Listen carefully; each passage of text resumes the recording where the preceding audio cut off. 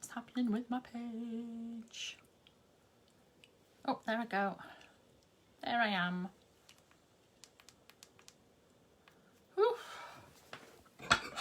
Hello everybody. Is there anybody there? Oh yes, people are showing. Hi Leslie.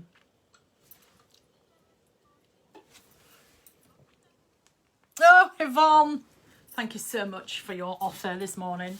Anytime, darling, anytime.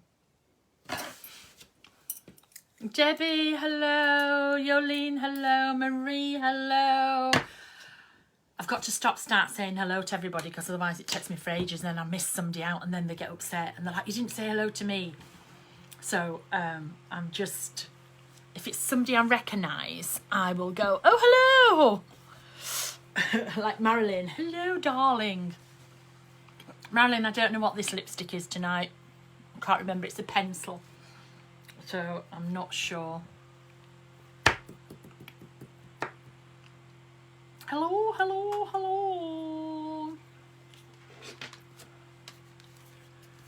Oh, I'm not sure what's going on with this.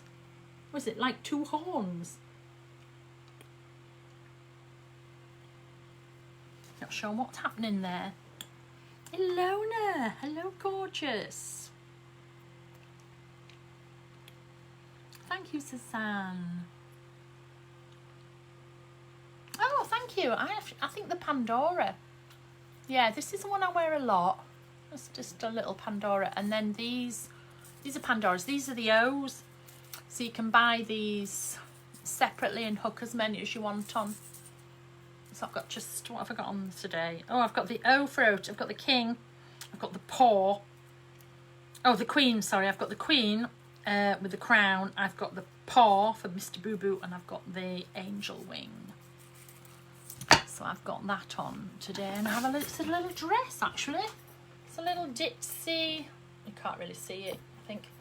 A little ditzy smock dress. I do love smock dresses. They hide all the jiggly bits, which is amazing. So I look up here, but I have to look down here for the comments. So if I'm up and down like this, sorry about that. Oh yes, Dina's here. Oh, I was going to wear the crown. Sorry, Dina, I want my crown back. She's got her cats on her head. Maybe I need to put my crown on. Ooh. This is my Munster High crown. Can you see it? I'm not sure if you can see. This was bought for me by Stampers Anonymous. We were at a show. So, yes, there's my little Munster High. So, I've probably missed loads and loads of your comments. So, sorry about that. But do you know what? I can't do everything. Kimberly, it's a pleasure. Nice to know another member of the community. Oh, lovely. Catherine's in. Hi, darling. Loving your embroidery and tapestry. Oh, New Zealand's in. Gosh, that must be early for New Zealand. Meryl's in, Angelique's in. Yes, lots of jiggly bits. Elaine, Peyton, hello my darling, how are you doing? I hope you're all right. Ooh, fetching. Oh, I haven't heard that for ages, so she's very fetching. Mr. Boo is, I'm not sure if this will pick him up. 1 minute. There he is. He's in a little chair with us tonight, but he doesn't want to talk to you all. I don't blame him. But it's a bit what? I've got my fan on. You have to hide your jiggly bits. It's all about disguise. Fake it to make it. Several dolls, Janine, I have, look, including those in my office in America, I probably have about 100. So, yeah. Yes, Cincinnati will miss me at the stamp convention. What they're going to do without me. It's terrible, isn't it? Karen is new. Hello. Oh, just got some of my art supplies. Yay. 5:30 a.m. in New Zealand. Goodness me. Gosh, look at all those people. I'm going to show you this. I'm going to show you this, Karen. So don't look at all these people. Oh, how lovely to see you all. Yes, bless him. He's over in his... He decided he doesn't often come down on a night. I'm going to have to go see the doctor about this. I think it's getting infected. Mr. Boo is very comfy. Oh, somebody met me with Tim Hotz at the Framingham Mash... Oh, it's the Collins group. Yeah. Yeah. Cool. Penny, I'm presuming you mean the crown, because I haven't got a crow. I do actually have a crow in my office in America. Would you believe? I do have a crow. I once took him to CHA. So, yeah. Oh, I look so springy. What does springy mean? Does that mean bouncy, or does that mean fresh and spring? Mental wellness warrior, yes. The crown. I thought you did, Penny, but I do have a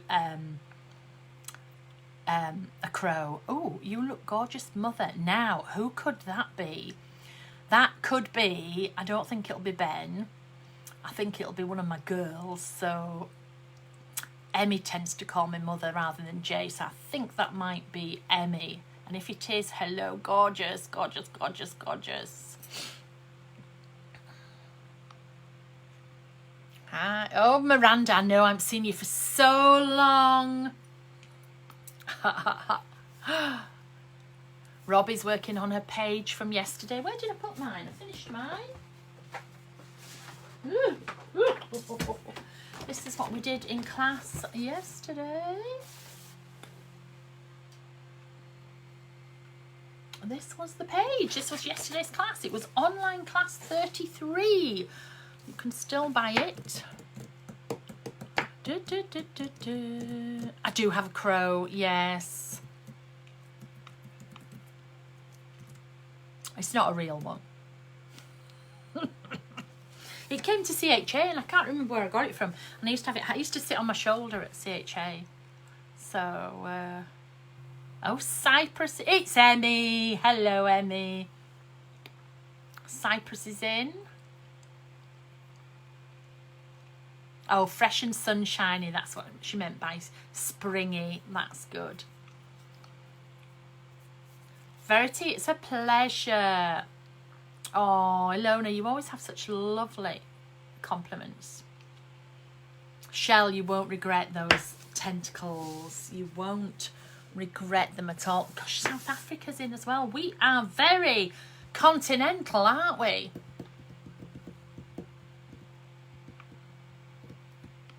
Miranda, you'll be working on it forever with your wonderful colouring, won't you?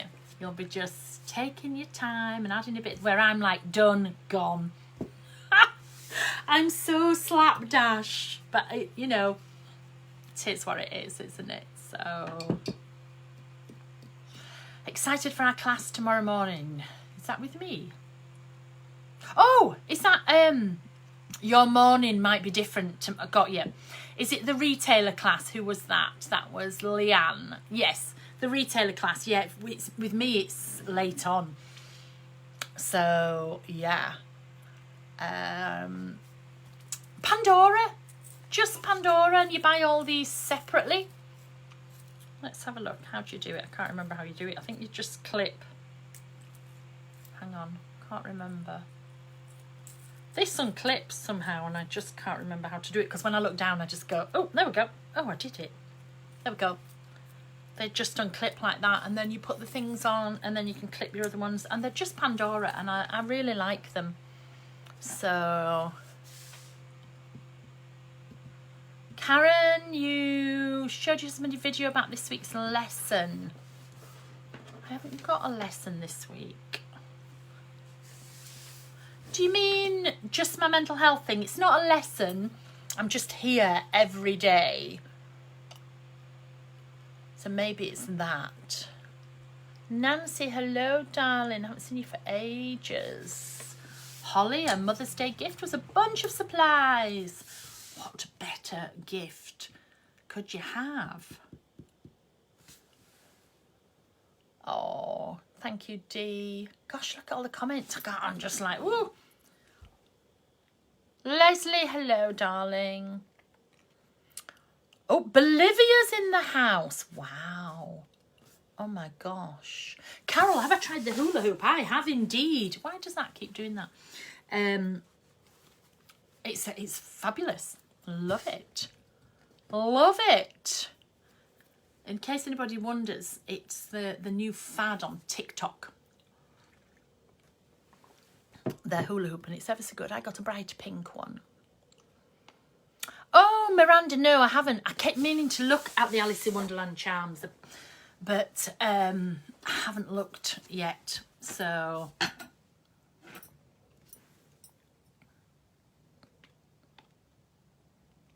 oh, many fans in South Africa. Wow.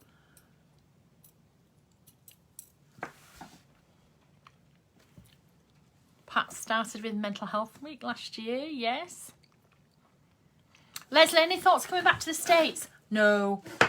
We can't fly. We're not allowed anywhere. So, and we're not allowed in anywhere. So there's no point going anywhere. And as you can see, I'm really sad about that. I think it'll be ages. I've had my 2 vaccinations, but I think it'll be next year. You know, and plus, I don't want to teach with a mask on. I don't want to teach in a classroom where people have masks on. I don't want to teach where we've got to all social distance. I don't want to do that. So, at the moment, it's a no. Hannah, she decided to stay single. Of course. Oh my gosh. As soon as you stay single, you get another man. I wondered where you'd gone. I wondered where you were. Oh, Katie in Yorkshire. Yes, get one, Carol. We can hula hoop together. I might show you it this week, actually, because I might do a couple from the house. I might do one from the kitchen, from my new kitchen, because that's where all my fountain pens and inks and things are. So, and that's where my hula hoop is. So I might hula hoop up at the house. Then again, I might not. Colleen, hello, gorgeous. Oh my gosh, look at all these people. Yeah, Karen, it's not a class. It's just I'm here.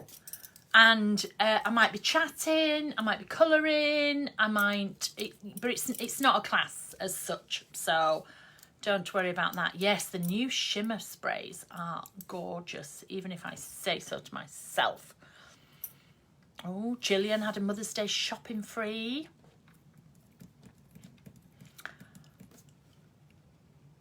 Hope we can travel. Where are we going to travel to? I know, Leslie, sorry, but I've been home over a year. I've been home now longer than I've been in the total of 10 years. So, yeah. Oh, Kerry's moving to the UK on the 9th of June. Are they letting you in, Kerry? Louise, hello, gorgeous. How are you? Look at all these people. Oh, Jay's in the house. Jay, are the babies still up? I'll just say hello just in case. Hi, Betsy. Hi, Otis. Mwah. Love you. Sorry. Diane's second vaccine. Mine didn't at all. My first one knocked me really, really badly. But my second... Nadine, hello. I've just been chatting to Nadine. Hello, gorgeous. A good old chin wag. Yes, a good old chin wag. Thank you, Nancy. So, I'm not on the craft store yet for a while. I just don't want to do it... Oh, it's hailstoning again. It's hailstoned every day. Except yesterday. It's hailstoned for 6 days out of 7. Isn't that weird? No, so I'm not back on the television. I think maybe August. Maybe August. I don't want to overload everybody, you know. So, oh, Bonnie's got all the journals, ink sprays. Are you using them though, Bonnie? Not just collecting them, Oh, Marie's in lockdown in Ontario. We're out of lockdown at the moment. Well, we saw it's like a partial. So, it is Dina with her cats, yes. Hi, David. Oh, Betsy, hi. Otis, hi. Mwah. Everybody's saying hello to you. Everybody's saying hello. Turkey's in the house. Barnsley, Barnsley's in the house, and Huddersfield. Florida is open and no masks. Ooh, I'm not sure. Oh, okay. Kerry has a British passport, but she has to quarantine for 11 days. That's not too bad, is it? Aruba's in the house. Hi, Betsy. No problem at all. Marion, how are you lately? You better? Yeah, no travel from the UK at all. No, Cheryl, this is a different kind of hula hoop. It's, I've forgotten what it's called, but it links together. It's got links that link around your waist so it can't fall off. And then it has a weight on it with a long thing and you just, woo, it's amazing. So, yeah.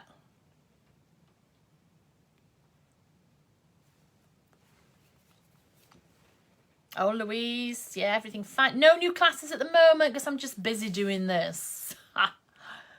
Oh, Karen's doing a Wanderlust class for me. I was amazed about that. Bonnie, you have to talk freely about mental health, mental illness, because other people don't. So I will. I will be talking about it. Do you think art is a medicine? I'm not quite sure what... Not quite sure what that is. Yeah, we're not allowed to hug until next week in the UK. I don't really want to hug anyway, so I've gone really unsociable. So, Louise, Dyan, can you use the diary as a planner? I have no idea because I'm not a planner. I would imagine so, but I've no idea. I mean, a planner is just doing it forward and I just do it backwards, so I presume so. Yeah, I would say yes, but I don't like to say like a definite yes in case you all do something that different, but I would imagine so. I don't know how to use it as a planner, so don't ask me to plan for you. I go backwards, whereas planners go forwards, but I would imagine it would be absolutely fine. So, hello, Lola. Lola for Lula. Oh, we didn't do the TikTok in the end. We were really, really busy. So, yeah, we didn't TikTok. No beard, Michelle. That was hilarious. I wonder if I can find it. Let me have a look.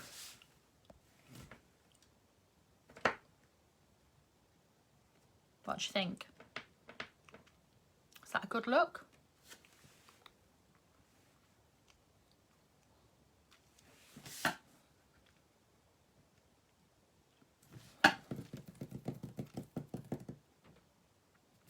I don't even remember where the beard was. They've moved it all again and it's so annoying.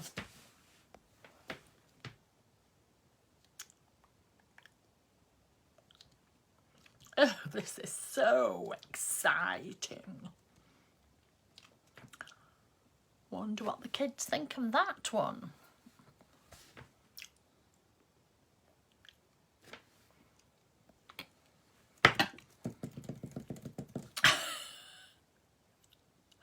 But, oh, there you go. Yolene uses it as a planner.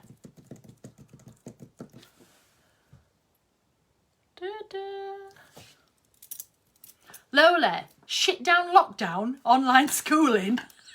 Shit down lockdown. I don't think you meant to say that. What else is here? Oh, not sure what that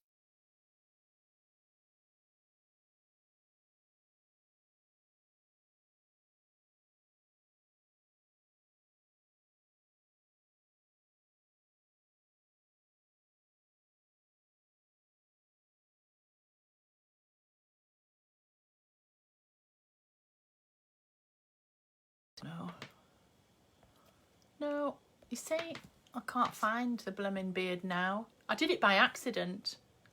I think that's it. I think that's all of them. What's that one? Oh, I don't know what that is.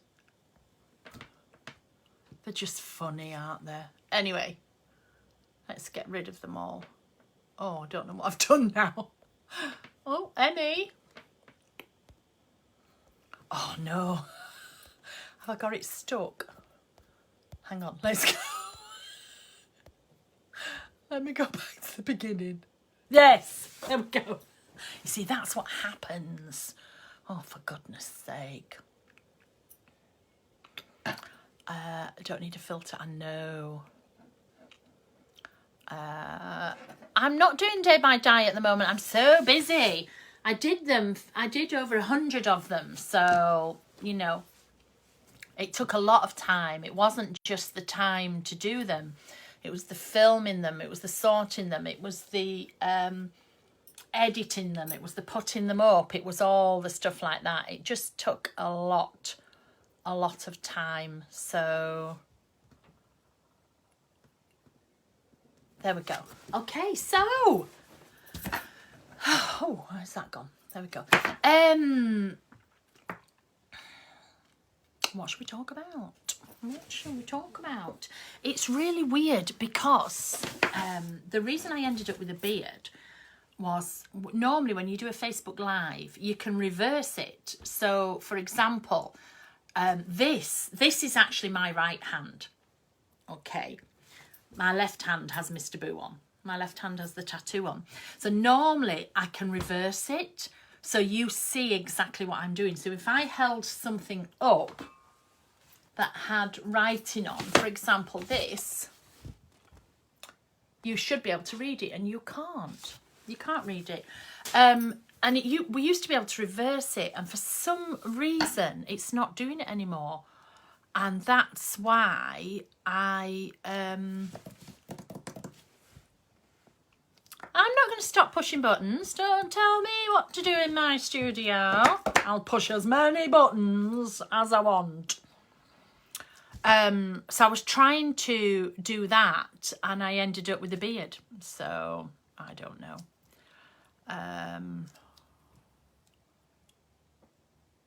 Oh, Sarah's not been on Facebook for a year. She's just come back for this. We are going to try and save it and put it to YouTube, but I don't know if it'll be worth posting to YouTube. I don't know. I'm not sure. Anyway, so for some reason, Facebook have done this stupid update, and you can't do the reverse at the moment, which is hard. It's going to be especially hard tomorrow on the retailer class because normally you follow exactly. And, you know, there's loads of people sending me advice. And I do know what I'm doing. It's just not working at the moment. It's a Facebook problem. It's not a me problem. Do you see what I mean? So it will come right again. But it's just hard at the moment because I'm so used to doing, you know, to having it so that you can see it really, really well. So I was struggling last night, and it worked on, I think, was it Wednesday when I did a live in that class in the retailer group, and it worked absolutely fine. So it's been since yesterday, between Wednesday and yesterday. So I don't know. What's that? Why do you look so bloody young and gorgeous? What's your secret? I don't know.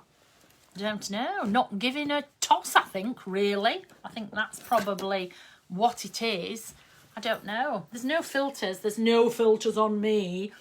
I have no idea. I think it's because I don't care. I don't care if I look old and jiggly. I'm just, it is what it is, isn't it? So I don't really know.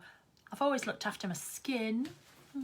Always done some skincare, but apart from that, I don't really know. So yeah, so I haven't got any more classes planned at the moment because I'm just busy doing this. I'm just busy with everything. I have got so much coming up. I've got oh, black hair, that reminds me. I spotted this up here the other day. I have got a launch coming up in about 2 weeks. In fact, it might be 2 weeks on Wednesday. I have a launch, and then I have another one coming up This is a bit battered, but this was me with black hair, short black hair. When I first started at Ranger, this was a little book I made. I did a class on it and I called it What Makes Me Me. And we did a class and we just had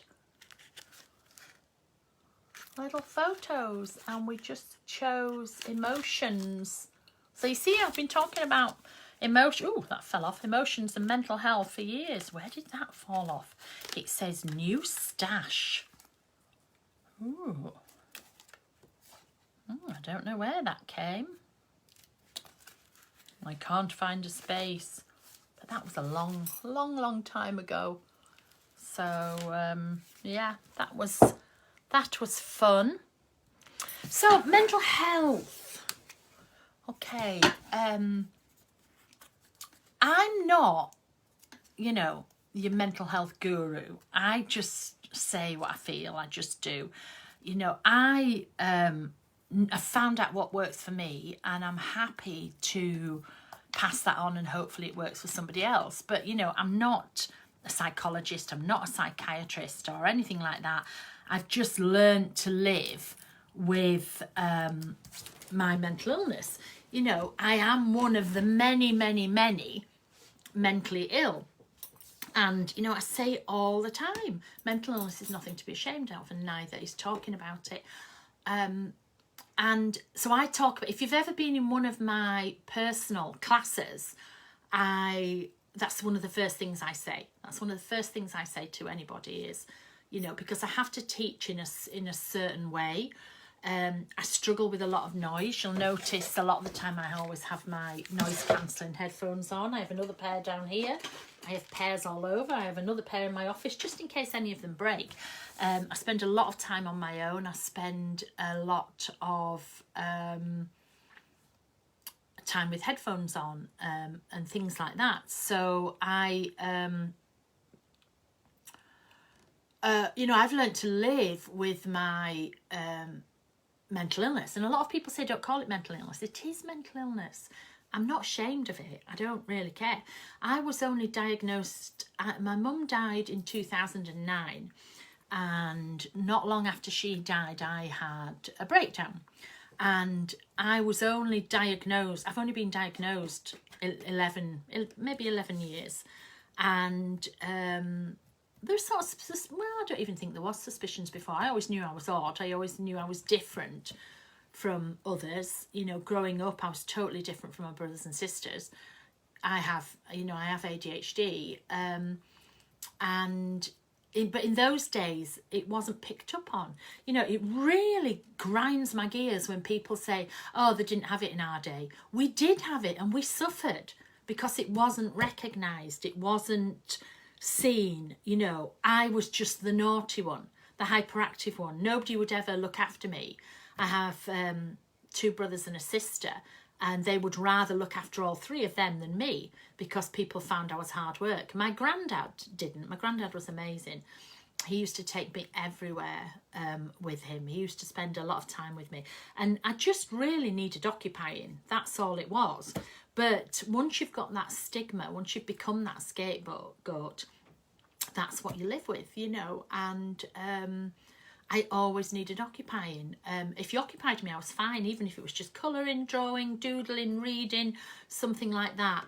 You know, that's what I did. And I used to sew. I used to sew then years ago. When we moved to Harrogate, I was only 6.5, and my next door neighbour, bless her, was a spinster, Eunice, and she took me under her wing and she taught me to sew, to do cross stitch, to do tapestry, to do all kinds of things like that. And I just absolutely, you know, loved it. And she never found me a problem because she occupied me, you know. At school, you know, a lot of people with mental illness are quite intelligent. I was very intelligent, but then I was just bored. I was just bored all the time. So then you're always in trouble, you know, always in trouble. And you get that. My brothers and sisters were quite good, well, very good, and I was just the scapegoat all the time, and just, you know, the bad one. And you just learn to live with it. and get on, and you know you're different, so you tend to, I've always kept myself to myself really. For all people think I'm a big gobby Yorkshire woman, I'm not. I'm very quiet. I do keep myself to myself. I didn't do the normal mummy things, the coffee mornings, things like that, because you don't want to be judged. When you've always been judged, you don't really want to be judged, so you just, you know, I've always just kept myself to myself and occupied. But after my mum died, I had a breakdown, and I was sent to see a psychiatrist and a psychologist, and I was diagnosed with rapid cycling bipolar. Now, bipolar frightens a lot of people, but, you know, and it used to be called manic depression, which does not categorize, doesn't describe it or at all, you know, manic depressing. If you look at me, you won't think, oh, it's manic depressive. It's the wrong word. So, you know, they changed that to bipolar. I'm the rapid cycling bipolar, which means I am high most of the time. So most normal people, these are the moods, and most normal people do this, okay? What you would think was a typical bipolar would go up like this and would plunge like this, and would go up like this and would plunge. So this is me. I go like this, and I only really, my low is most people's normal. So I'm mainly up, I'm mainly high. So when I come down to most people's normal, that's my low, okay? And the thing with it is, when you're high, when you're very high, you are high, and you believe you can do anything, you know, so it's more dangerous than being a depressive, really, if it's not handled properly. So I was diagnosed with that, and I was diagnosed with borderline personality, and I was diagnosed with ADHD. No, the borderline personality came later, but diagnosed with ADHD. And at first I was mortified. I was absolutely mortified to be told I had mental illness. And then when I actually thought about it, everything just clicked into place. Everything just clicked into place. And I was like, oh my gosh, that's why I'm like I am. That's why I do things the way I do. Because, you know, I've done some pretty stupid things in my life, but at the time you think they're okay. And now I understand. And the most important thing that anybody has ever said to me, and it completely changed my life, was the psychologist, when I was telling him certain things I'd done, etc. And the psychologist said, you know, for somebody with your conditions, you are really normal.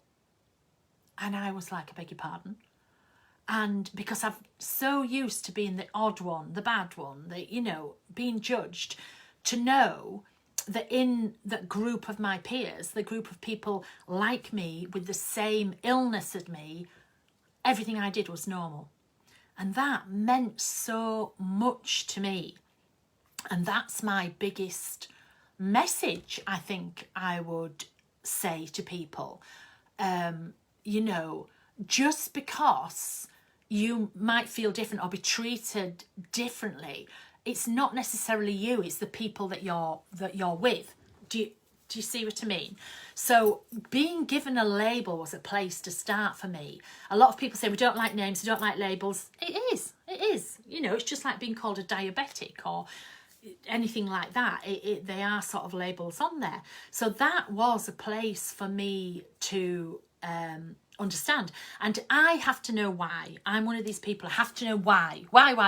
So I have to research things, and I really looked into rapid cycling bipolar and looked into ADHD, and then later on borderline personality, and researched the brain. And the brain is an amazing thing. And you know, the brain does not, you don't control your brain controls you.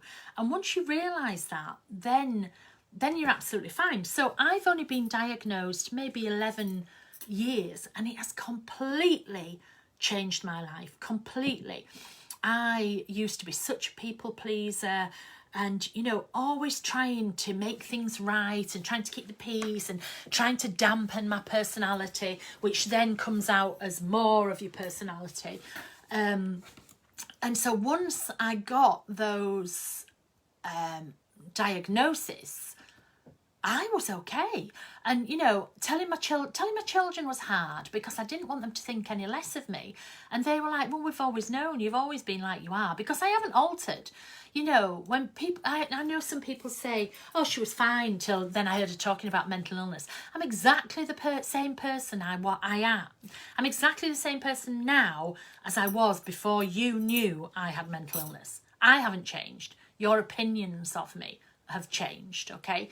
And my kids, you know, I quite often would say to my kids, I'm really sorry about, you know, how I was when you, and they were like, you were fine, you were absolutely fine. It's other people's expectations that does. And once I was diagnosed, I can conquer mine. I used to have massive highs, and I used to be so high, and then for about 4 days I wouldn't eat, I wouldn't wash, I wouldn't drink, I would just lock myself in the bedroom, I would just do artwork, I would just do, and I never knew when they were going to come on. And so I could never travel teach, I could never do things like that before. So, but now, and well, actually now I don't have them. I don't have those manics. But I used to recognise when they were coming on. And when they were coming on, because I knew what it was, that I then had the tools to do something about it and to accept something about it, okay? So to me, if you're feeling different, whether you've got similar symptoms to me, whether you've got totally different, research it and go get help. Just ask for help.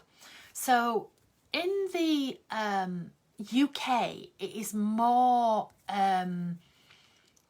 it's more acceptable to talk about mental illness now. And so I was quite shocked when I first started travelling to America, and it's not acceptable. It's not acceptable over there. It's still seen very much as a stigma. People don't talk about it. You don't put it on your resumes. And I think that is awful. I think it's absolutely awful.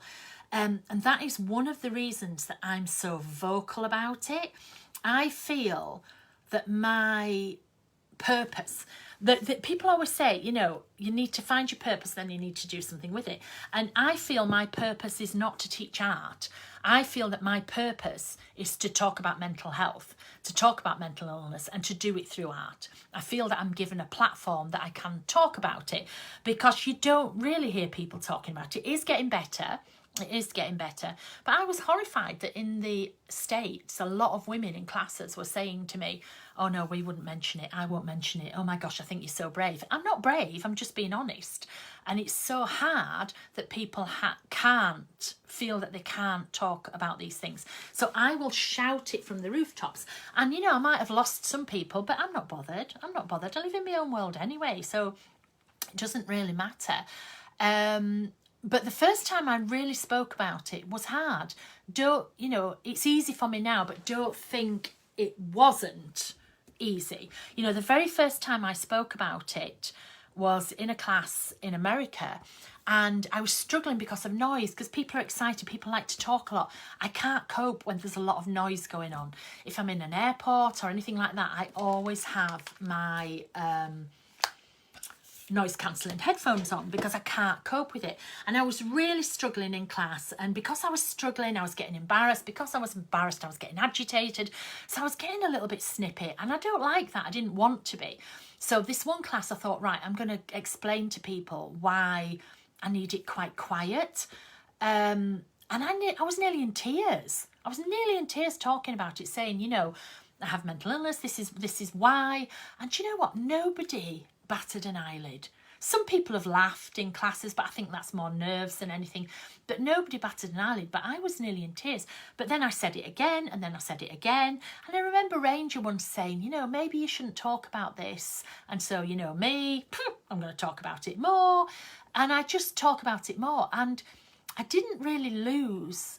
Well, it wasn't so much that people thought badly of me, but I just helped so many other people. Just by me saying, hey, this is me, this is what it's all about. I don't say, you can't talk at all in my class. I say, I really struggle when you're all talking. So when I'm talking, if you could just be quiet while I'm talking so that I can get it out. Once I've stopped talking, talk however you want. you know, that's what it is. And once you explain that to people, because I have an auditory sensory problem, and I really struggle with noise like that, background noise, anything. I listen to talking books, but I have to listen to them in my earphones. I have to listen to them direct. I can't cope with there's a lot of people talking at once. I can't cope with that. That's why I don't really like parties and big events. You know, every time Ranger goes out and we have a big Ranger dinner, I don't really go because there's too many people talking and I just can't cope with it. So that's why I first started talking about it, to help me. And then I started getting letters from people saying, oh my gosh, when you spoke about it, that helped me, that helped me. So that's probably why I talk about it more, you know. So these comments are coming so fast, I can't really see them, but I do keep seeing odd ones. It's not that Ranger didn't want me to talk about it, but they're American. It's not talked about in America. You also have to remember I'm this tattooed Brit who got brought into America. I'm not your typical, you know, one time to be a designer for Ranger was the accolade of in my profession to be, you know, so it wasn't really the done thing to go in as an older tattooed Brit and talk about how mentally ill she was. But they knew all about my mental illness, when they employed me. They knew all about it. And I remember saying to Alan, saying to Tim, oh my gosh, do I have to change and be professional? They went, if you do, we'll sack you because that's not why we've employed you. You know, we've employed you because you are who you are. So they are amazing about it. And I was brought in as the niche, you know, the niche market, Dylusions then. And that's why I'm called Dylusions, because Tim said I was delusional. So, but I was brought into the niche market, and you know, my brand is really big now. My brand is ever so big, and I haven't become more normal. You lot have become, well, I like to say weirder, but it's not, you know. So they used to say that 1 in 4 people had some form of mental illness. Now, when you talk about mental illness, people think that you're going to sit in a corner and rock gently, or you're going to lick windows. There's lots of forms of mental illness. I had bulimia for over 40 years, which is a form of mental illness. So eating disorders are a form of mental illness. Things, you know, there's the depression, mild depression, big depression, postpartum depression. There's schizophrenia. There's all, you know, bipolar like me. There's dissociative, there's borderline. There is all sorts, and people make this big deal about it, but our brain controls our body. It's like a massive computer. There is so much going on that there's bound to be glitches in there, okay? And I feel that my mental illness is my strong point, my strong points. They're not my downfalls, because without my mental illness, I wouldn't have my creativity. And I've been creative since I was little. I was just saying, I did tapestry, I did, you know, sewing. I made my own clothes. I remember making my own clothes when I was like 6 and 7 and things like that. And so that has fueled my creativity. And your brain is a bit like a circuit board. And the circuits between creativity and madness are like this. They're, you know, they're just so close together and they beep off each other. If you think of a lot of creative geniuses, they were all a bit mad. They were all slightly mad, even ones today. And when I say mad, I mean that in a nice way. I mean that in, you know, they have some form of mental illness. So is that not a gift? To me, it's my gift. My gift is my mental illness because it enables me to be creative. So when I hear people saying, oh my God, you don't talk about mental illness, that's upsetting to me because it's part of who I am. One of my sons is very, very similar to me, and people used to say, how'd you cope with him? You know, when he was little, how'd you cope? He was no different to me. He was just quite normal. A couple of my grandchildren are very hyperactive. They, you know, I can see traits in them as well, and it's, you know, I love them to death. Why would I think that anything they had is a downfall or is something to be ashamed of, you know. So, you know, and people keep it to themselves, but the more you keep it to yourself, the more other people will suffer. Not only will you suffer, but other people will suffer. You don't have to be like me and talk about it at every opportunity. You don't have to do that at all. But, you know, just let it out a little bit. It does become easier the more you talk about it. And you don't worry if somebody puts a label on you, because to me it's a good label. I said in the little snippet yesterday, and loads of you heard me say this so many times, I have an underactive thyroid. I think it's called, is it called Hashimoto's in America? Anyway, I have an underactive, mine's underactive, okay? And it took years to get it back in balance, and I have to take medication every single day for the rest of my life. And if I don't take that medication, I will die. It's so bad is underactive thyroid. In the UK, it's classed, there's only 6 illnesses that are classed as so serious that you actually get free prescriptions. You don't pay for your prescriptions. And underactive thyroid is one of them. Okay, now my dad had Parkinson's, he had to pay for his prescriptions. It's really weird. He also had a lot of heart disease and had to pay. It's ever so weird. But if I don't take those tablets every day, that will affect the quality of my life. I won't have a quality of life. So when you have a mental illness and you take medication for the rest of your life every single day, what's the difference?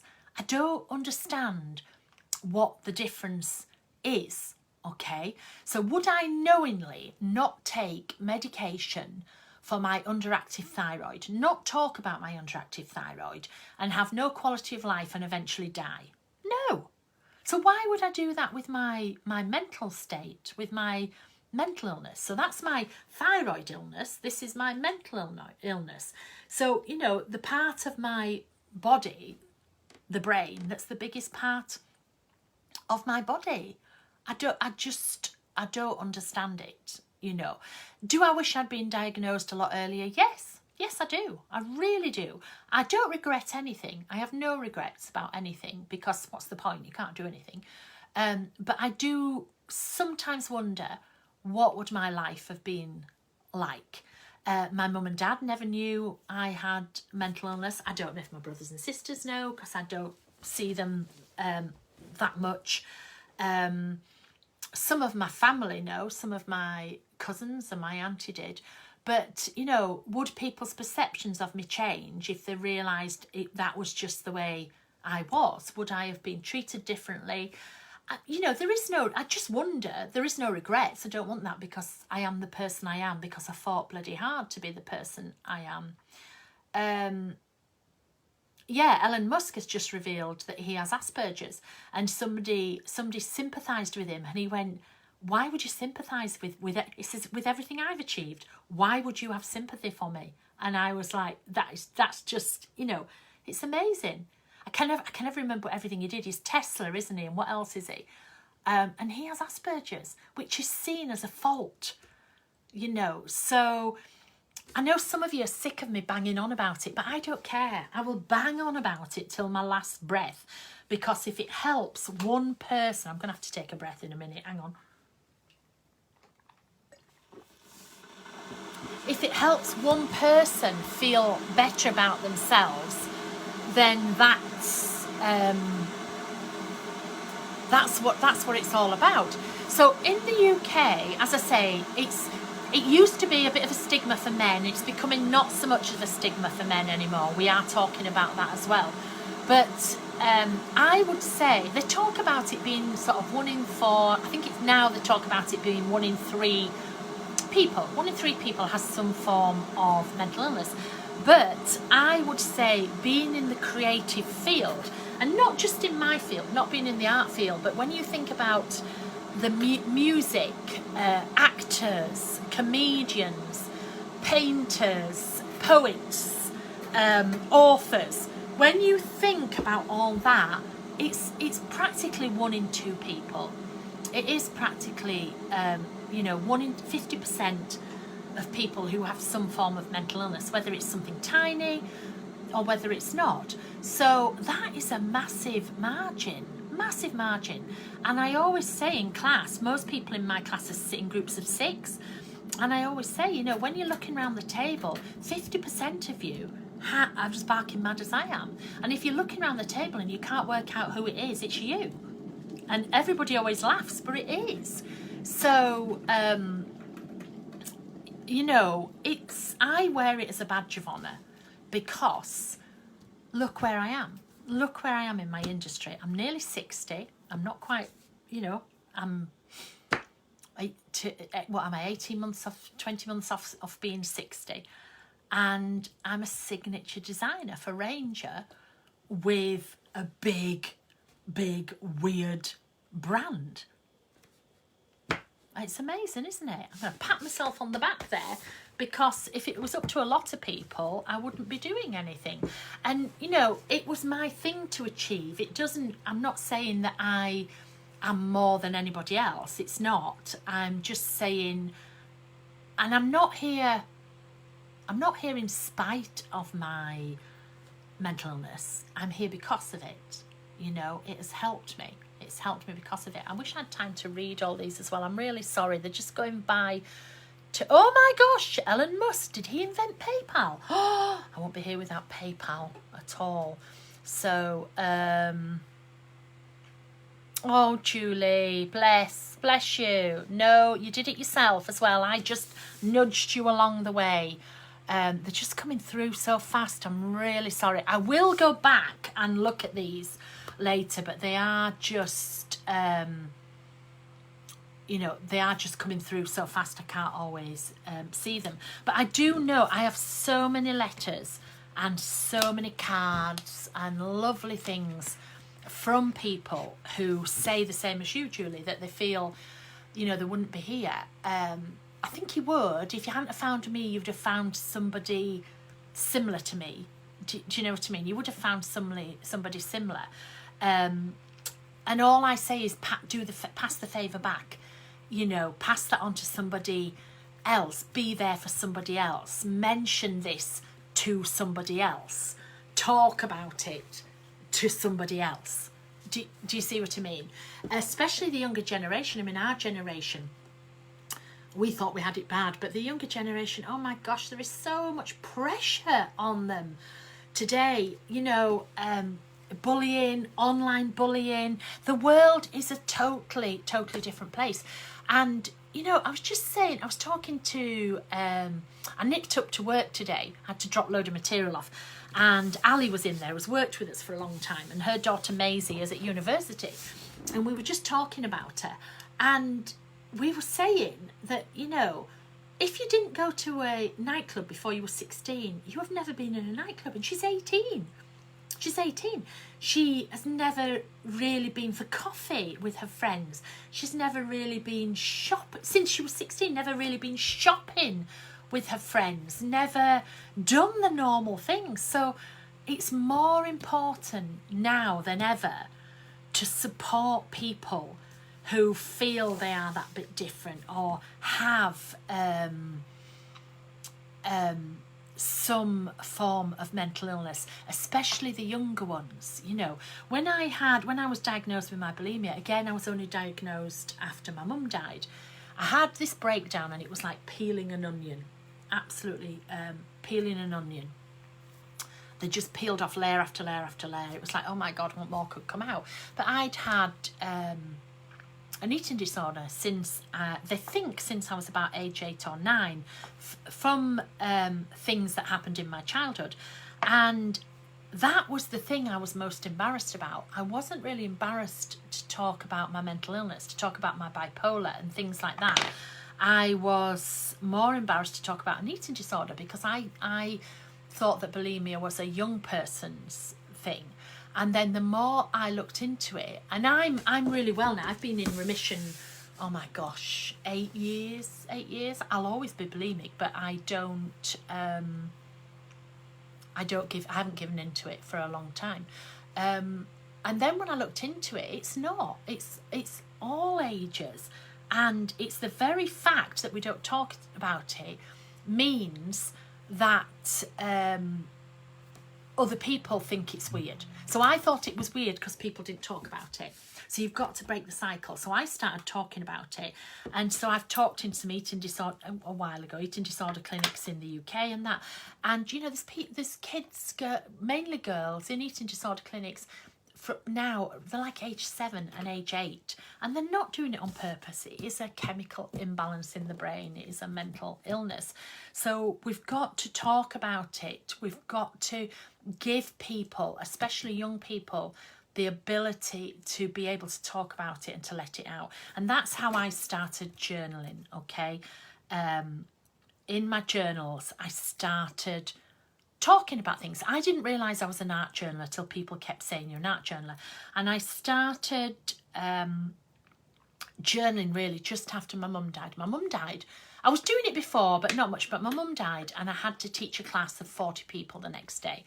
So, and I saw this image in a magazine of a beautiful woman with great big sunglasses on, black sunglasses, and she had red lips. And I just thought, oh my gosh, you don't know what's going on behind those sunglasses. You see that person, and that's how I felt. And so I cut that picture out and I wrote down what I felt.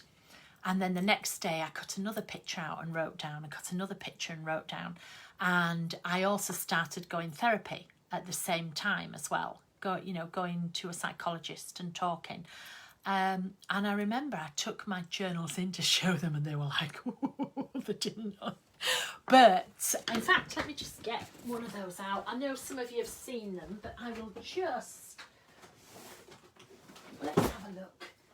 This is one of my first, and is that one or is it that one? I don't know, let's have a look here. This was one of my earlier journals that I did, and I actually made the paper. This actually says, this is grunge board, and this actually says inside my head, okay, but it's muddled up. Inside my head, okay, in grunge. So I made all the paper and everything, and this was the very first time. A lot of this has fallen to bits, so don't worry. Here are some separate pages. So a lot of this was my very first journaling. That's all about balance there, really. And if you look through here, I think that's about bulimia. This is all my journey, and this is how I used to journal. I used to find a picture that sparked something in me, and then I would write about it. And what I realised is nobody really read it. They just looked at the pictures.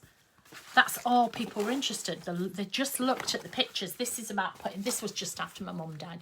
This is about just putting one foot in front of the other, and just getting on with it. Get your big girl pants on and get on with it. You know, I love to go walking in the rain because no one knows I'm crying. And so this is what I used to do, and I used to put everything into here. And then these journals used to be out at Art from the Heart. Look, please numb the pain. You know, all these different things. These journals used to be on the side, and people used to look through them. And most people didn't really understand any of this or see anything in it. But every now and again, somebody would be looking at something in here, and you could see a little tear come or something like that. And I knew that that person was going through something that I was going through, because anybody who wasn't going through that didn't notice these things, didn't notice it, didn't see any of it. But the people who were going through it could pick up on it. They could pick up and they could see. So this is my very first form of journaling, and I had loads of these, and I used to teach doing it like this. But when I used to teach, I didn't really know what I was doing, because I was just working through my journal. But doing stuff like this, you see, like this one, that one has the poem. There was a little girl who had, this is what they used to say about me, there was a little girl who had a little curl right in the middle of her forehead. When she was good, she was very, very good, and when she was bad, she was horrid. And I remember that whenever that nursery rhyme came up, somebody would say Dyan. Dyan, you know, and then I put underneath, but she tried so hard, why did nobody see?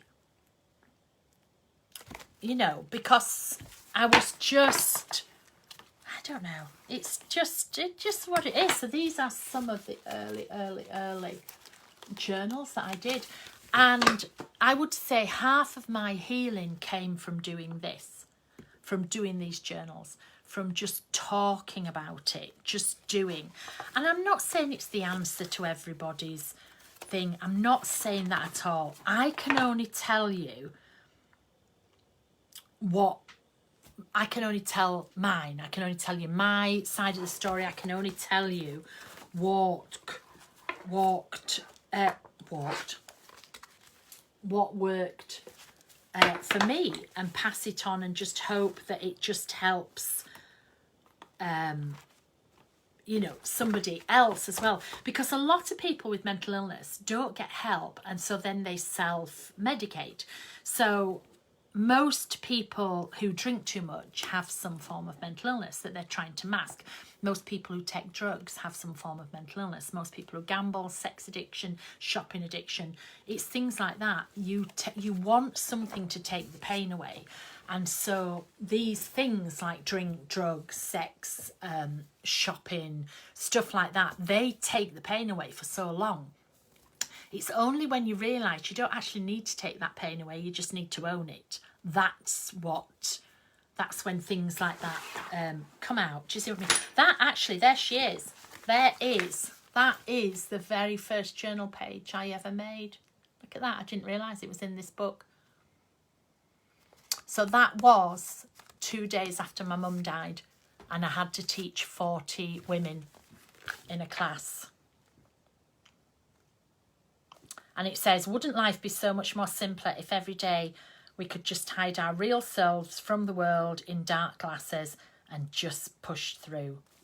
So that's the very first page there. So I'd forgotten about that. So, you know, I still have really bad days, and I don't have manics anymore. I don't have any manics at all. I think because I've accepted that. I know the signs, and the signs are usually when I'm not looking after myself. Normally when I'm travelling and I'm tired, when I'm too tired. So I'm too tired, I don't eat properly, or I don't look after myself properly. So it got to the point when I was travelling that I wouldn't do anything on a Monday. I wouldn't travel on a Monday. I wouldn't teach on a Monday. I wouldn't do interviews on a Monday. Even if I was, for example, say I was at CHA, and so I was in Arizona, and somebody needed me to do an interview in Arizona. So they asked me if I would do it on that Monday, and I said no. And it might look a bit diva-ish, but I had to go then, I had to stay in a hotel that night, and I did it the next day. But my mental health is more important than anything else. Okay, so you've got to learn to stop saying yes to everybody else, and to, you know, and to start saying yes to yourself. So I know if I've been teaching all weekend, I can't do anything on a Monday. So I don't schedule on anything on a Monday. And sometimes people will say, but I need to fly you out. And well, I'm not going anywhere. I'm not going because Monday is my mental health day. Or people say, well, while you're here, can you? No, Monday is my mental health day. I'll do whatever you want on Tuesday or Sunday night, but Monday is my mental health day. I struggle being around too many people. It's a bit like they suck me. They suck all the inner out of me. So I can only do it for so long. And then I'm just like, no, I can't attend your event, or I can't come to your party. Yes, you might think I'm being antisocial. You might think I'm being funny, but I have to protect my mental health first. I don't have a brilliant attention span, not a brilliant attention span at all. And I can seem quite vacant, and then I would get a bit agitated and snappy. So now, if I'm going somewhere with some of the kids, I'll take my knitting, because I can knit and my attention span is better. If I'm in a meeting, I will doodle, because if I'm in a meeting and I'm just trying to listen, it doesn't work. It doesn't work.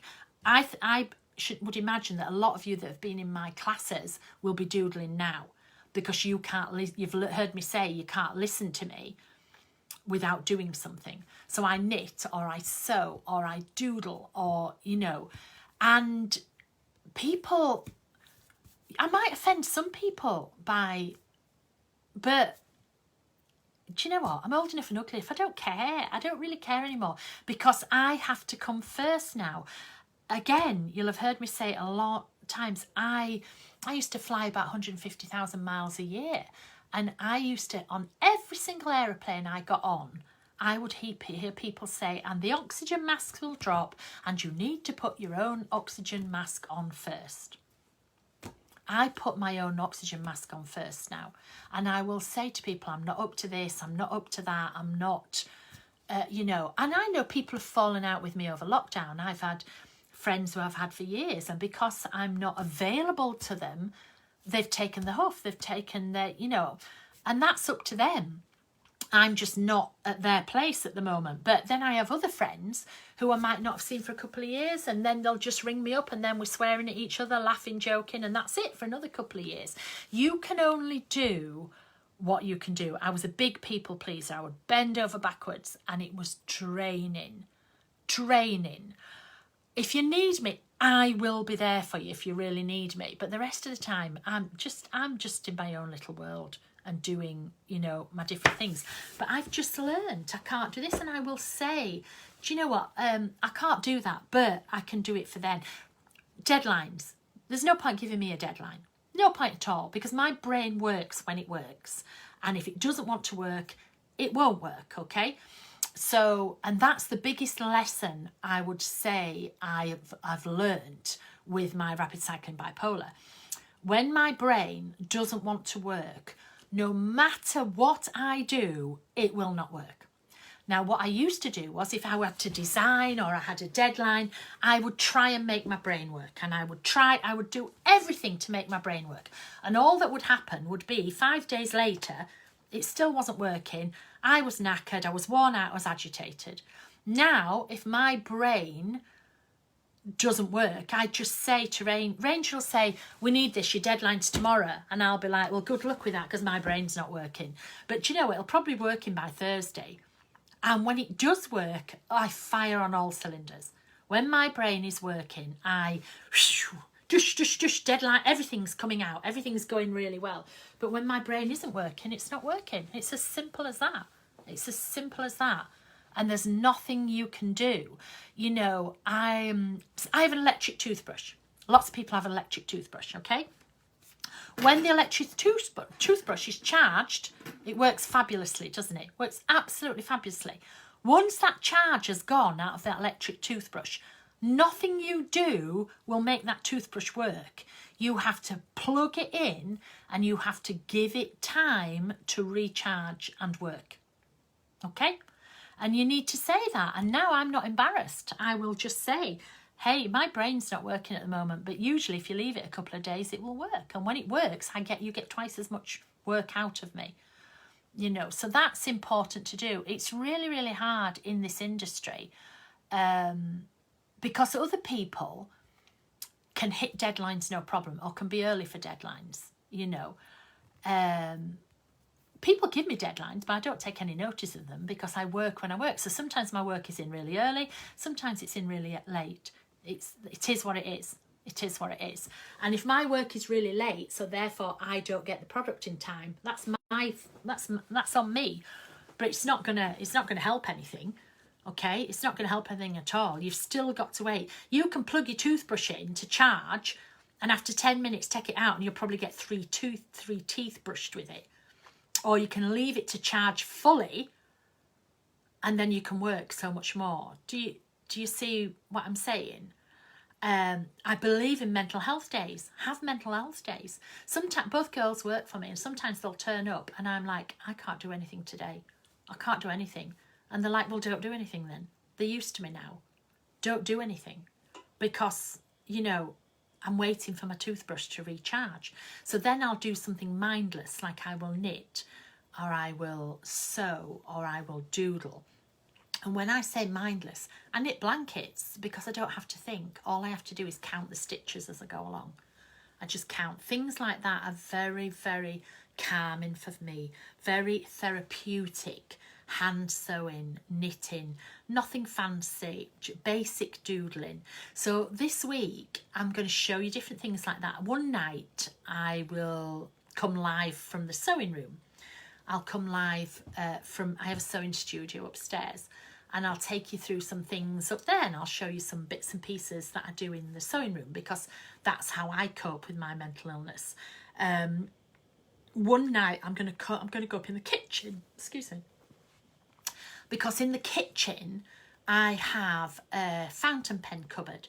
So I have a cupboard by the breakfast bar, I don't know what Americans would call it, the island, etc., where I sit and I write a lot. I write quotes and I write things like that, and I have a addiction to fountain pens and inks, and things like that. So I have a little cupboard, and I have, see, like these little stands here. I have stands like that with all my inks on. And I actually went up to Art from the Heart last week and collected a load of new inks, Ferris wheel inks. And I've saved them. I haven't unpacked them yet. So one night I'll come from up there and I'll show you all the different inks and the pens, and I'll do a little unpacking of my stash. And I'll go through the writing and showing you the writing that I do. In my Dyalog, I have hundreds of books that are quotes. So that's what I'm sort of hoping to do. I colour a lot. So one time I'll sit down, I'll sit in here and I'll go through colouring and just chat, and hopefully I'll be able to look at the comments more, because not as many will be firing at me. So, maybe I'll do some colouring with you, or maybe I might do some collage with you. It's not a set class. It's not like the mental health class. If you want a class, Distinctly Dylusions 1 is the class for you. That was a class that was over 6 days, and it was guided, and we did that. This is not about the class, because I have to look after my mental health as well, and I at the moment am not capable of doing a 6-night class on mental health. I'm just not capable of it, so I'm not going to do it. I'm not going to do that to myself. So if that's what you're expecting, I'm sorry, that's not what you're going to get. I just wanted to spend some time with you over this mental health week doing different bits and pieces. I have OCD. Again, a lot of people joke about OCD. Please don't joke about OCD. Please just say you're super tidy or you're very particular or something like that. Don't joke about OCD, because when you tell somebody you have OCD, they laugh and they think it's just a joke. But you'll see when you're looking, I'll show you inside some of my cupboards up in the kitchen. I have some what I call work cupboards. Everything is ordered, everything is stacked, everything, there is a place for everything, and everything is in its place, and everything is in boxes, it has to be. All my pens in the boxes face the same way. All my cupboards are, this is, around me are the things that I sort of use all the time. I don't know if you can see in this cupboard. Can you see in that cupboard? Yeah, look, more pens, more boxes, and they're all in here. They all face the same way. It's really particular. So, I'll show you some things up there, because it'll make you feel less alone. All my tins face forward.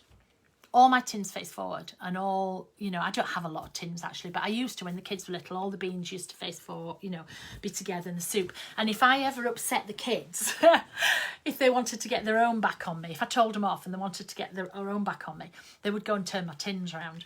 And then I would open the kitchen cupboard and I would just go, I'd have to turn all my tins back. My towels have to be folded a certain way. They have to hang a certain way. My cutlery drawer is organised, and it's hard work. It's blooming hard work. But that's the thing. So I just wanted to normalise it a bit more. And, at one point I did think about doing a class, but I am not up to doing a class. A lot of people have said, oh my gosh, Dyan, you've kept us going throughout lockdown. I don't know what I'd have done without you. There's been many times that I felt I couldn't go. You know, I am not the big, strong person that you think you are. I am. Most of the time I am, because I stick to boundaries. But when people say to, oh, you've got to do this, you've got to do another class, you've got to do this, the minute you tell me I've got to do something is an added pressure on me. It's an absolute added pressure, and I can't cope with it. I can only do things if I want to do them. Okay, so if I do something, you will know I really, really want to do it. I really want to do it. I'm very ordered. I'm very structured. My work is quite messy when you look at it, but I'm very ordered and very structured with it. Everything is in a certain way. I have to clean a stencil as I do it. I have to clean. You know, my wonderful friend Dina is the absolute opposite of me. And but it doesn't bother me because it's not me. She is a hot mess, and it's great. I love it. I love that she's so messy, because that's her true self, and it doesn't bother me at all as long as I can have a space where I can be clean and neat. I very rarely get messy, you know, and that's the other thing. Stop judging other people. I don't judge other people. My daughter Jay, oh my God, she gets everything out. She gets everything in the studio out. And when I used to be away and she'd FaceTime me, I would only see her head like this. It used to be like this. And I used to say, are you all right? Yeah. Why can I only see your head? She'd go, nothing. I'd say, you've made a mess, haven't you? She'd say, yeah. And it would be everywhere. But it doesn't bother me because it's not my mess. But I can't make a mess like that. I can't show you things tonight because there's too many things in this studio that you can't really see, but I will put them away, and later on in the week I'll show you some things in the studio. I did do studio tours before, but I've moved it again. I've moved everything around. I'm really particular with things that I have. There's a place for everything and everything in its place. The really useful box company, oh my gosh, I must have £2,000 worth of really useful boxes because I have it all done. I'm exactly the same. So I will show you some things in here, but like I said, I know I can see in the stuff that you can't see, that meaning top secret stuff hanging from here, sat there, over there.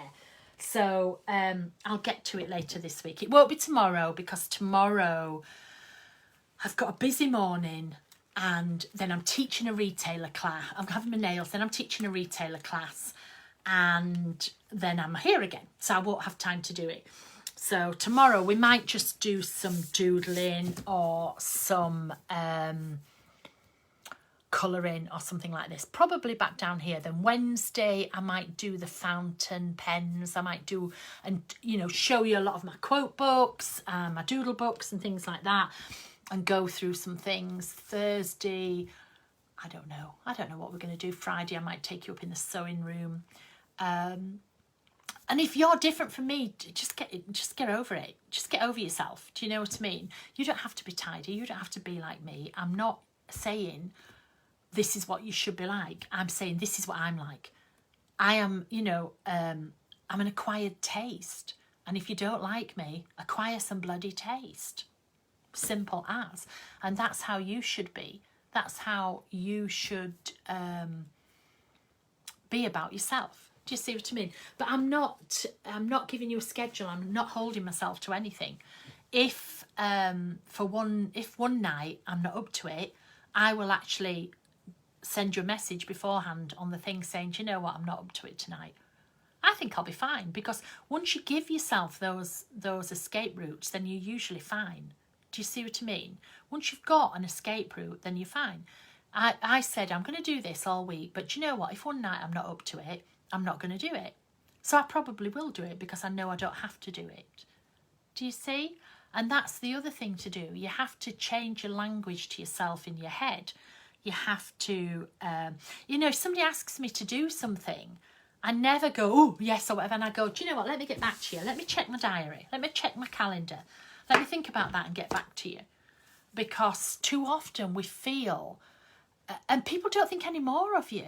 People don't think any more of you for doing that. You don't get any more brownie points. You just wear yourself out. I'm just going to heat that last bit up, then I'll make a new one. You just wear yourself out. And I know a lot of this has come with age.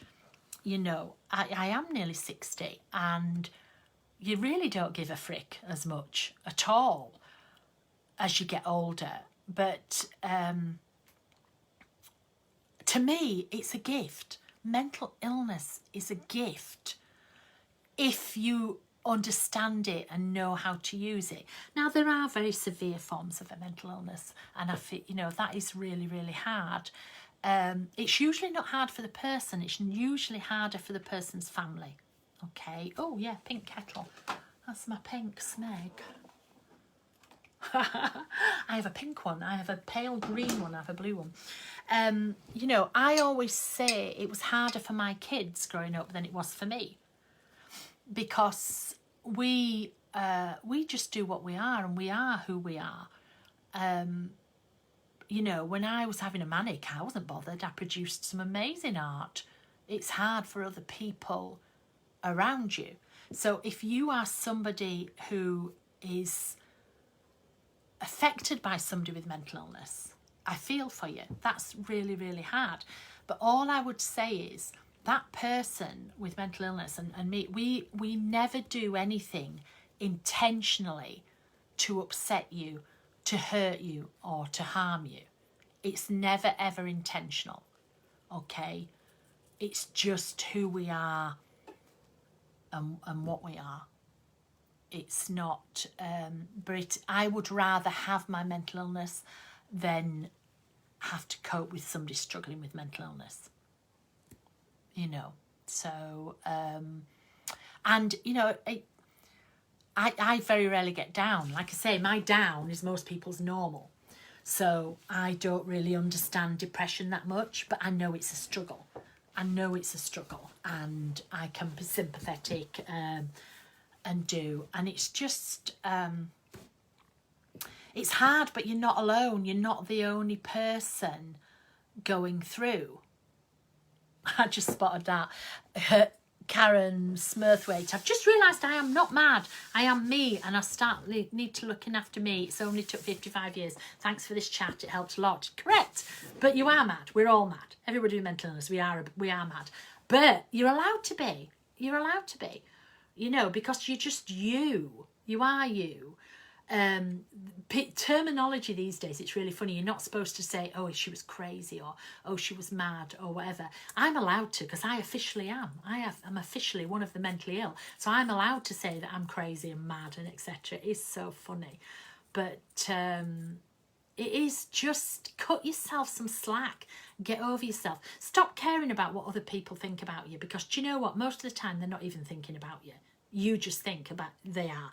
But it's none of your business what anybody else thinks about you. It's none of my business what you lot think about me. And it's none of your business what I think about you, okay? Because my thoughts are mine, your thoughts are yours. And but we get concerned. When you're younger, you think everybody's talking about you. You think everybody's on your business. When you get older, you realise they're not really. And when you get even older, you don't give a frick whether they were or not. So, I find it is easier with age. But also, the more people talk about it, we don't want another Kate Spade. We don't want another Anthony Bourdain. We don't want another Robin Williams. We don't want all these people. We don't want to talk about mental illness because somebody's died. We want to talk about mental illness so nobody dies. Okay? That's how we've got to normalise that it's okay before all these deaths. All these deaths. We've got to normalise that lockdown has brought out so much mental illness in people who didn't think they had. So, I think there's more people died with mental illness than there has with COVID because of it. We've got to talk about it. People have to realise that it's okay to not be okay. And that, we are living through, we're writing history. We are living through a pandemic. My neighbour up the road, the neighbour 2 doors down, lovely Barbara, she must be 84, 85 now. And I was talking to her, and so she's 84 and she has never ever lived through anything like this. Never lived through anything like this. We have to cut ourselves some slack.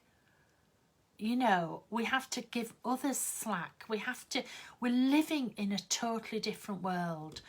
If we'd have known 15 months, 18 months ago, we thought we were going, well, in England, we thought we were going to be locked down for 3 weeks. I had plans to teach in the April in America. We didn't know we were going to go through all this. Times are different, and we've got to normalise talking about it. It's okay to not be okay, you know, and I think it will come. I think the lockdown will bring mental health issues to the forefront, because even people who've never had mental health issues are struggling. So people who've dismissed mental issues or dismissed, oh, you're just a bit down, it's not depression, just a bit down, they are feeling things and understanding more. So we've got to talk about it now. We've got to talk about it while the time is right, while people who would not normally struggle with anything are struggling, you know. So now is the time to talk about mental health things. So, right, I'm going to shut up and I'm going to look at some questions and think. Cindy, yes, if mental illness is more accepted, perhaps my dad would still be with us. What, you know, I'm sure my kids would rather have me barking mad than not here at all, you know. That's how you would think. When you think to yourself that you're a burden or you're hard work, which do you think your family would rather? Rather have you here or not? You know, I have lost a lot of dear friends, and if they only knew how much they were loved and how dear they were and how treasured they were. And, you know, people who do commit suicide don't do it to cause pain. They do it because they don't think there's any other way. They do it to stop the pain. And if by me talking about my mental illness, I can help ease somebody else's pain, that's what it's about, okay? If it's not you, if it's somebody you're close to, just try and understand. We wouldn't wish this on anybody. We don't want to be like this. We want to be like everybody else. Well, I don't anymore, but I used to, you know. So, and whether it's your parent, your partner, your sibling, your child, your friend, you know, it's just who they are. And, you know, hands up if you've got a friend who's diabetic. Hands up if you've got a friend who's got an underactive thyroid. Hands up if you know somebody going through cancer. Hands up if you know somebody who has heart disease. Hands up if you know somebody who, oh my gosh, I can't even think now. But do you see what I mean? We know everybody. So why not have mental illness as well? It's still an illness. It's not a stigma. It's not called mental stigma. Oh, hello, I have mental stigma. No, I have an illness. My brain has an illness. And it's through no fault of my own. My underactive thyroid has nothing to do with me. It just decided not to work, okay? And once I got on medication, it took about 5 years to balance it out, and it was perfectly fine until 5 years ago, and then it went haywire, and I wasn't doing anything different. I was doing nothing different, and it went haywire, and I'm now on 3 times the medication. It took them about 3.5 years to get it right, and I'm on 3 times the medication. Nothing, it was nothing to do with me. Nothing. Nobody bats an eyelid when I talk about it. Nobody bats an eyelid when I talk about it at all. So why does something that's got nothing to do with me create such stigma and shame for other people? It's just, I don't know. So has anybody got any questions? I will read all these later. I won't be able to comment on them all, because if I do, Facebook bans me. and I don't want to be banned. Sometimes if I press hearts on them all, I get banned for reacting too much. So if I don't answer your comment or don't, it doesn't mean I haven't read it. I do read them and I look at them all. And also what happens is if there's loads of comments, it lets me read so much and then it takes me right back to the beginning again. And you know, so... Oh, Gwen, I like that. Yeah, my 85-year-old Dan surprised me one day and said, you know, everybody's family is fricked up. It is. It is. Yes. Yes. Laurie, good for you. Good for you. She realised she was struggling. She told she needed a month off to focus on me. Fabulous. Wonderful.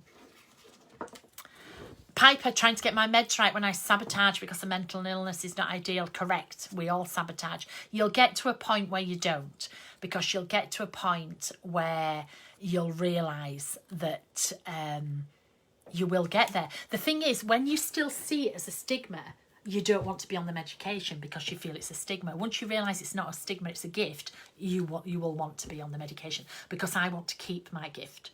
I want to keep my gift. I want to be creative. I want to be this vibrant person. So I want to stay on my medication. And it takes a while, but that's how you do it. But I used to be the same. Oh, I feel great now. I'm going to come off my medication. Boof. Why do I feel so bad? Oh, go back on medication. You see it as a failure, and it's not. Will you make a DVD series? Good grief. I thought I was going to talk for about 15 minutes tonight. I'm on an hour and a half, aren't I? Sorry. I will try and put it on Facebook. I don't know. Do you know what? Why don't you share this? I tell you what we'll do is, why if every single person shared this video, more people will see it and more people will maybe get to listen to it. Don't think, oh, if I share this, people will think I'm talking, you know, I might have mental. Just share it. And I don't know if Emmy's still on, but you know what we're going to do? I want you to share this video and I want you to write on here, shared.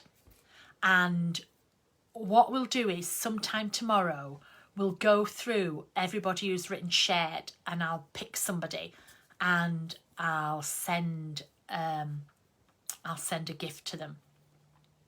Okay. I'll send a gift out to them. So, and I never ask you to share. I never ask you to share anything. But I think if this got out to see, it'll stay on. No, it'll stay on the group. It will stay. I will put it so it will stay on here. Emmy might pin it to the top as well. No, it will always stay on the group.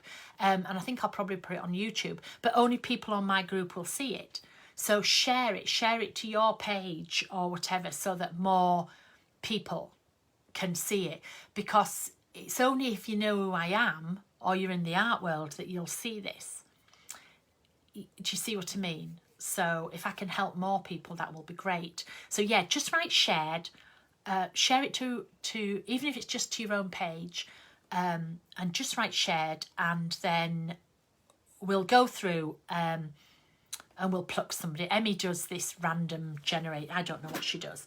But she does that, and then I'll probably be giving stuff all week, actually. I know what I'll give. I thought I saw it the other day. Yes. Okay, well, this is amazing, isn't it? Because I gave away some copies of this on my first mental health class last year. So this is a book called Ish. Okay, and it's by Peter H. Reynolds, and I had this for my kids when they were little, and but I was also sent this by the lovely Bonnie. Bonnie sent me a copy of this. Amazon sent me a copy of this, and it's wonderful. And actually, I'm just going to read it to you, so if you don't mind. Okay, so Raymond loved to draw. Anytime, anything, anywhere. One day, Raymond was drawing a vase of flowers, and his brother Leon leaned over his shoulder and burst out laughing. "What is that?" he said. Raymond could not even answer. He just crumpled up the drawing and threw it across the room. Leon's laughter haunted Raymond. He kept trying to make his drawings look right, but they never did. After many months and many crumpled sheets of paper, Raymond put his pencil down. "I'm done." And he stopped drawing.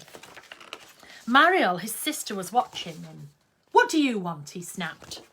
"I was watching you draw," she said. Raymond sneered. "I'm not drawing. Go away." Marisol ran away, but not before picking up a crumpled sheet of paper. "Hey, come back with that." Raymond chased after Mariel up the hall and into her room. He was about to yell at her, but he fell silent when he saw the walls in Marisol's room. He stared at the crumpled gallery. "This is one of my favourites," Marisol said, pointing. "That was supposed to be a vase of flowers," Raymond said, "but it doesn't look like one." "Well, it looks vase-ish," said Marisol. "Vase-ish?" Raymond looked closer, and he studied all the drawings on Marisol's walls, and he began to see them in a whole new way. "They do look ish," he said. Raymond felt light and energised. Thinking ishly allowed his ideas to flow freely. He began to draw what he felt, loose lines quickly spinning out without worry. Once again he drew the world around him. Making an ish drawing was wonderful. He filled his notebooks with tree-ish, house-ish, boat-ish, afternoon-ish, fish-ish, sun-ish. He realised he could ish his feelings as well. Peace-ish, silly-ish, excited-ish. His ish art inspired ish writing. He wasn't sure if he was writing poems, but he was writing ish poems. One spring morning he had a wonderful feeling. It was a feeling that even ish words and ish drawings could not capture. He decided not to capture it. Instead, he simply savoured it. And Raymond lived ishfully ever after. I love this book. This is how I live my life. This is how I do my art. Those of you who follow me, my art is ish, because that's all that matters. That's what matters. So I'm going to send this. If you've shared it, so if you see this video, send shared, and sometime tomorrow,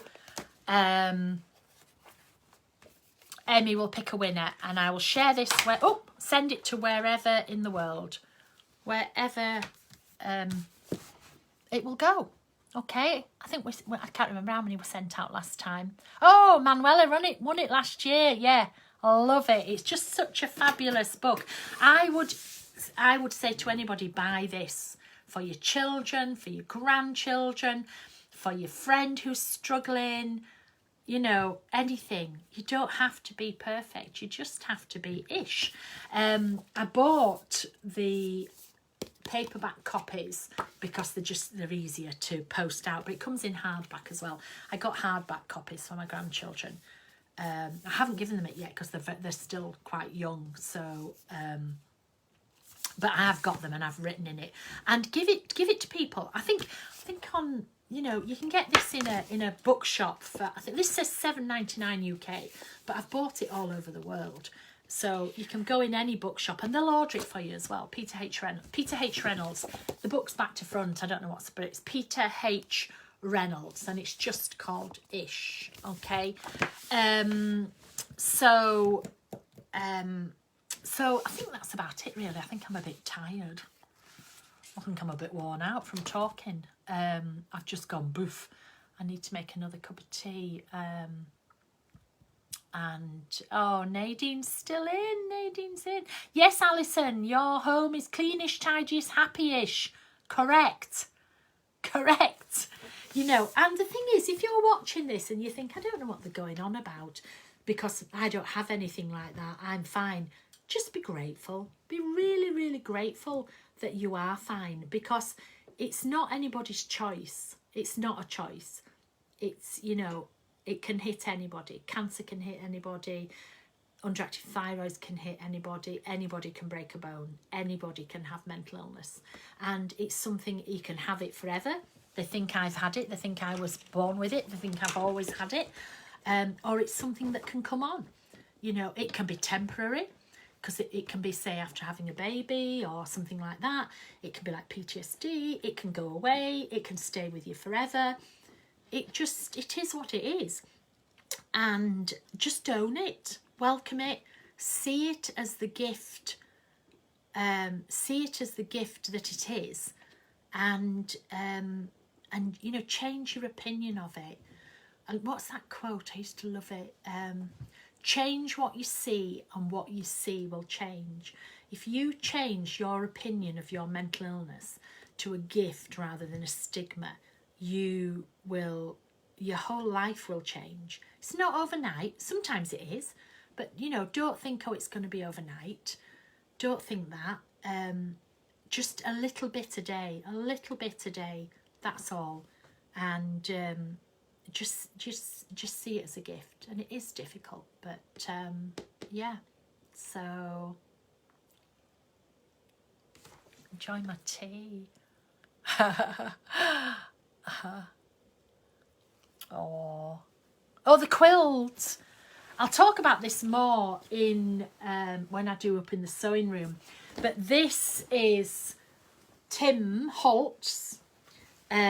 This fabric is Abandoned 2, and it's just been released.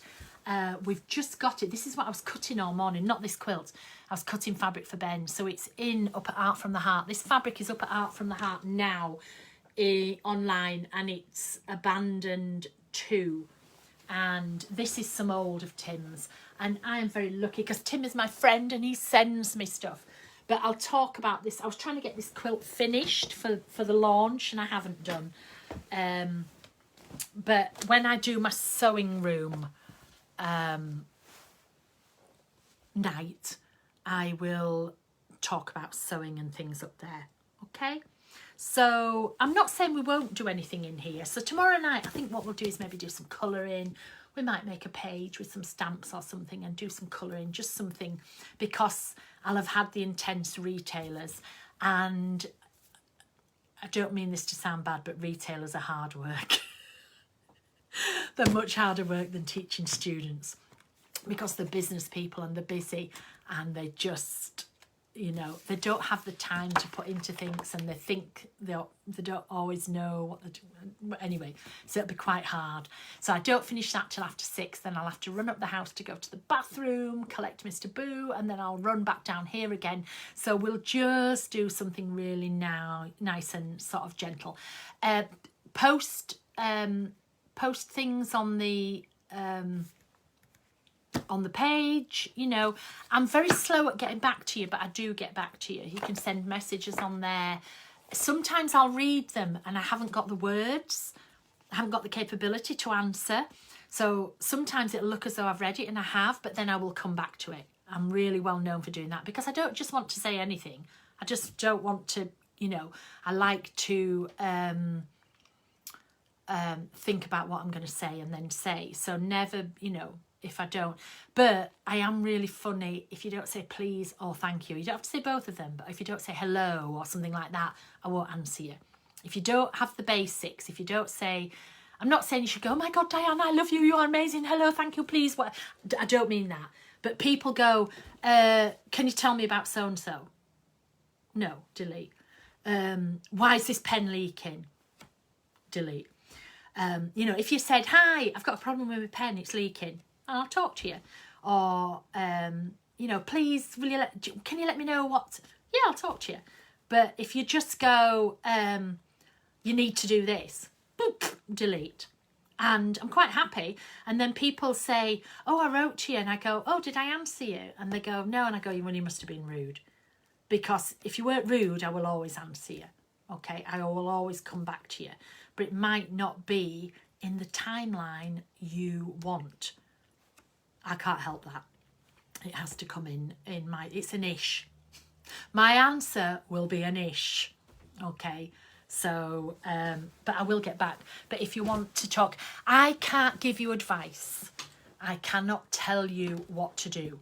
I cannot advise you on mental illness. I cannot advise you on medication. I cannot advise you on things like that.